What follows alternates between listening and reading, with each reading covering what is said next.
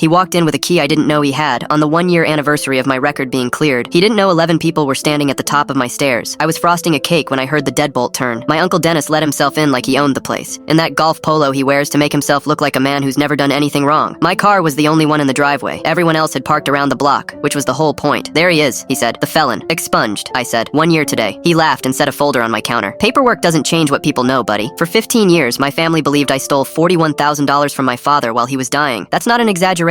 That is the sentence my cousins grew up hearing. The money vanished from Dad's account in the last 6 months of his illness, and a deposit turned up in mine. And I went to court, and I lost, and my father went into the ground believing his son robbed him. Dennis was Dad's brother. He handled all the accounts. He was the one who found it. I'd invited him over under the pretext of finally signing something to make peace. Everyone else, my aunt, my cousins, my sister, Dennis's own daughter, was upstairs in the dark hallway, and I had told exactly one lie to get them there. So I poured him a drink and said, "You know what's funny? Dad would be proud of how you handled all this." His face changed. That was all it took. "Your father," he said, "was a soft man who couldn't see straight where you were concerned." Meaning what? Meaning I moved that money in March, and it took him until August to even notice. He set it into his glass, casual, like a man remembering a fishing trip. And when he noticed, I said, "Well, Marty, who's been in your office? Who's got a key?" He shrugged. "You practically framed yourself." My hands went cold on the counter. "You put it in my account. 4 transfers. Nobody looks at the small ones." He smiled. "Learned that the hard way in '89. I kept my voice level. "What about the letter?" "What letter?" "Aunt Dee said Dad wrote me something before the end. It never came." He got a look on his face I'll see for the rest of my life. "Pleased. It came," he said. "I read it. He forgave you. Said he'd been thinking about it and it didn't add up and he wanted to see you." He swirled his drink. "So I burned it in the driveway. Took about a minute. Something in my chest came apart. I made myself keep going." "The Halloran firm," I said. "I had that job. Second interview, then they stopped calling. I called them." He was enjoying it now. He'd waited 15 years to be admired for this. Told them the trial was ongoing. Told them a couple other things. "You'd have been making 6 figures by now and I couldn't have that." "Why not?" "Because your father put your name on that company before mine." He set the glass down hard. 31 years I worked for him and he put a 26-year-old screw-up on the paper ahead of his own brother. I asked the last thing. I had to. The night he died. I got there 4 hours after. Aunt Dee said you'd call me the second it turned. "I did call you." He looked right at me. "I called at 11 and told you he was stable and to get some sleep,